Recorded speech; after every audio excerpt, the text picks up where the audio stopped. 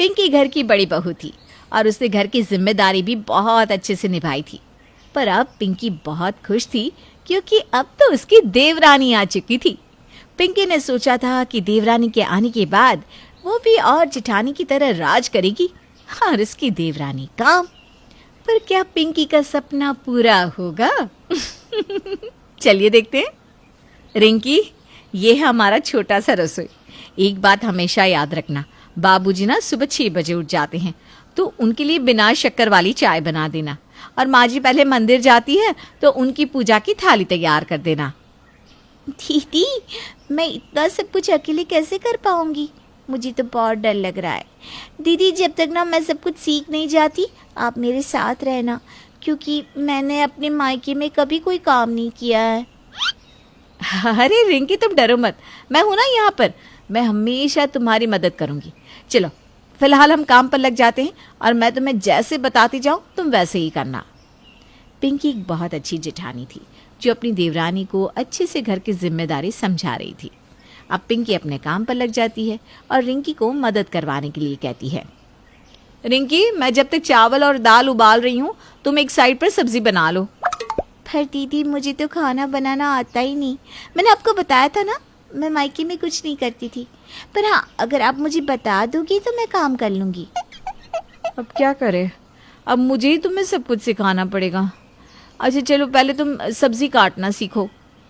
रिंकी पिंकी को सब कुछ बहुत अच्छे से सिखाती है, पर देवरानी के आने के बाद भी पिंकी को आराम नहीं मिलता और उसकी जिम्मेदारी तो पहले से भी ज़्यादा बढ़ जाती है। तो वहीं दूसरी ओर रिंकी भी अपनी जेठानी की बहुत तारीफ करती है। ऐसे ही एक दिन रिंकी की माँ का फ़ोन आता है। रिंकी, मेरी बच्ची, वहाँ सब ठीक तो है ना? तुझे कोई डांट तो नहीं रहा ना बच्चा? तुझे काम नहीं आता ना, मत करना। माँ, तुम हमेशा ये क्यों सोचती हो कि हर जगह मुझे सुनने को ही मिलेगा? अरे यहाँ मेरी जेठानी है, बहुत अच्छी है वो। हर समय ना मुझे घर के काम सिखाती रहती है। मैं तो उनके पल्लू से बंधी हूँ। जहाँ जेठानी जी वहाँ उनकी देवरानी। सच में रिंकी बेटा पागल है पूरी।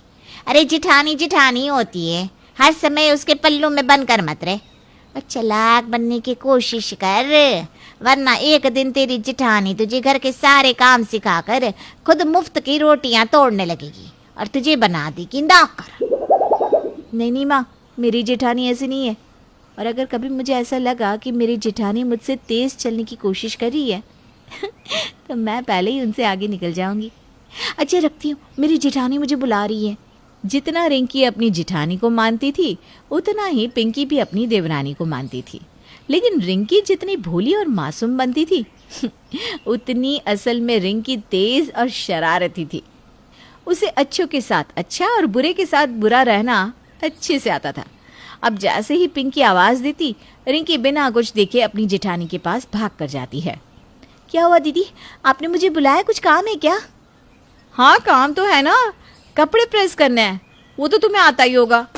क्या दीदी, अब इतनी छोटी सी भी चीज़ मुझे नहीं आएगी क्या? माना कि मैं घर का काम करना नहीं जानती, पर जब मैं बाहर घूमने जाती थी ना तो अपने कपड़े खुद प्रेस करके जाती थी। फिर तो बहुत अच्छी बात है। मैं ऊपर से सूखे कपड़े उतार कर तुम्हें ला कर देती हूँ, तुम उन पर इस्त्री कर दो, जब तक मैं माँ जी के पैर दबाकर आ जाती हूँ। आज ना उनके पैरों में बहुत दर्द हो रहा है। ठीक है दीदी, आप आराम से जाओ, मैं कर लूँगी। रिंकी खुशी खुशी काम करने के लिए हाँ तो कर देती है, पर जब वो पूरे घर के कपड़े देखती है तो उसकी आंखें फटी की फटी रह जाती है और वो अंदर ही अंदर रोने लगती है।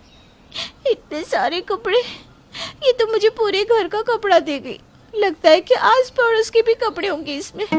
अगर मुझे पता होता कि इतने सारे कपड़े प्रेस करना है तो मैं सच कभी नहीं बताती। कहीं माँ की कही बात सच तो नहीं हो जाएगी। इतना सोचकर पिंकी रोते हुए कपड़े प्रेस करने लगती है।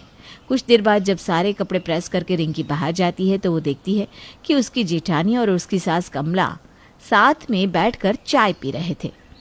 कितनी चालाक निकली दीदी, मुझे इतना सारा कपड़ा दे दिया प्रेस करने के लिए और खुद यहाँ माँ जी के साथ बैठकर चाय की मजे ले रही है। अरे छोटी बहू, हो गए सारे कपड़े प्रेस? एक काम कर, अपने बाबूजी के कपड़े मेरे कमरे में रख दे और अपने जेठ जी के कपड़े अपने जेठानी को दे दे और आकर ना एक कप चाय पी ले। तेरी जेठानी ने तेरे लिए स्पेशल चाय बनाई है। अदरक इलायची डालकर। तुझे सादी चाय पसंद नहीं ना? क्या दीदी ने मेरे लिए भी चाय बनाई है? मैं तो डर ही गई थी, मुझे लगा दीदी मुझे भूल गई, पर ऐसा नहीं है। हाय मेरी फेवरेट चाय, दीदी कितनी अच्छी है। मैं बेकार ही उनके बारे में गलत सोच रही थी। मैं अब हमेशा इन्हीं के साथ रहूंगी, इन्हीं के पीछे पीछे इन्हीं की परछाई बनकर चलूंगी। अपनी फेवरेट चाय देखकर रिंकी का सारा गुस्सा शांत हो जाता है। अब इसी तरह से कुछ दिन बीत जाते हैं, पर समय के साथ साथ रिंकी धीरे धीरे घर के काम करना भी सीख जाती है। दीदी मुझे बर्तन धोने आ गए हैं, आज मैं बर्तन साफ कर दूंगी, आप झाड़ू लगा लीजिए। सच में देवरानी के आने से कितना आराम मिलता है। मुझे खुशी है कि तू इतनी जल्दी घर के सारे काम सीख रही है। अच्छा दीदी आप घर की सफाई कर लीजिए, मैं बर्तन धो देती हूँ, फिर दोपहर का खाना भी तो बनाना है। इस तरह से दोनों देवरानी जिठानी अपने अपने काम पर लग जाती है। अब समय यूं ही बीतता है और समय के साथ बहुत जल्द रिंकी खाना बनाना भी सीख जाती है। ऐसे ही एक दिन, दीदी आज आप क्या खाने में मुझे सिखाने वाली हो?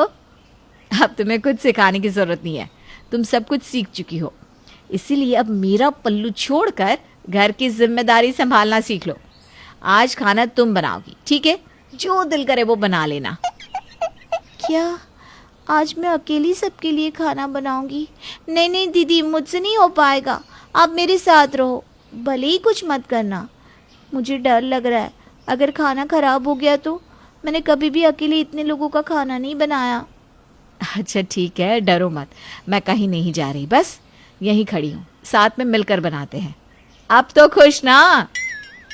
ये बात सुनकर रिंकी को बहुत खुशी होती है और दोनों देवरानी जिठानी खाना बनाकर सारा काम खत्म करके अपने अपने कमरे में आराम करने के लिए चली जाती हैं। जहाँ घर के कामों से थकी पिंकी कमरे में जाकर आराम करती है, तो वहीं रिंकी अपनी माँ से फ़ोन पर बातें। कैसी है मेरी बच्ची? तेरे घर वाले तुझसे ज़्यादा काम तो नहीं कराते ना? उन्होंने तुझे सब सिखा दिया, तो कितनी भोली है। यहाँ तो तू एक गिलास पानी का भी नहीं किसी को देती थी, और वहाँ कितना काम करती है। माँ मैं सारे काम अकेले तो नहीं करती, पर मुझे लगता है कि आप सही बोल रही हैं। आपको पता है आज जेठानी जी ने मुझसे चालाकी की, उन्होंने मुझसे कहा कि सबके लिए खाना मैं अकेले बनाऊं।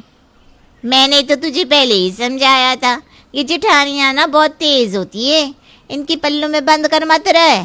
पर तुझे ही अपनी जेठानी के पल्लू से बंद कर रहना था। आज तो उसने सिर्फ तुझे अकेले खाना बनाने को बोला, कल को वो तुझसे घर के सारे काम भी अकेले करवाएगी। अरे माँ क्यों इतना टेंशन लेती हो? अगर मेरी जेठानी 1 नंबरी है तो मैं भी 10 नंबरी हूँ। मैंने भी अपनी जेठानी को कहीं जाने नहीं दिया और मदद के नाम पर उन्हीं से सारा काम करवा लिया। अरे वाह वाह, तू तो सच में बहुत तेज निकली। तूने आज दिखा दिया कि तू मेरी ही बेटी है। इस तरह से रिंकी अपनी माँ से बात करती है और अपनी जेठानी के साए में रहकर भोली बनने का नाटक करती है। इसी तरह से कुछ दिन बीत जाते हैं और एक दिन जब पिंकी रिंकी को काम करने को कहती है, तो पिंकी बीमार होने का नाटक करने लगती है। दीदी आप जानती है ना, मैं काम करने से कभी पीछे नहीं हटती और आपकी बातों को तो सर आँखों पर रखती हूँ, पर क्या करूँ, आज तबीयत ठीक नहीं है। सारी रात बुखार से तड़प रही थी, उठने की भी हिम्मत नहीं हो रही। आवाज़ भी देखिए ना कैसी बदली बदली है। अच्छा ठीक है, कोई बात नहीं रिंकी, अगर तुम्हारी तबीयत ज़्यादा ख़राब है तो तुम आराम कर लो, आज मैं खुद घर के सारे काम कर लूँगी। दीदी मेरे होते हुए आप घर का सारा काम अकेले करोगी? सुनकर ही मुझे बहुत बुरा लग रहा है, पर मैं आपसे वादा करती हूँ, मुझे जैसे ही आराम मिलेगा मैं आपकी मदद करने के लिए आ जाऊँगी। मैं जानती हूँ रिंकी कि तुम्हें अच्छा नहीं लगता जब मैं अकेले घर के काम करती हूँ, पर तुम्हारी तबीयत ठीक नहीं है ना, इसलिए तुम अभी आराम करो।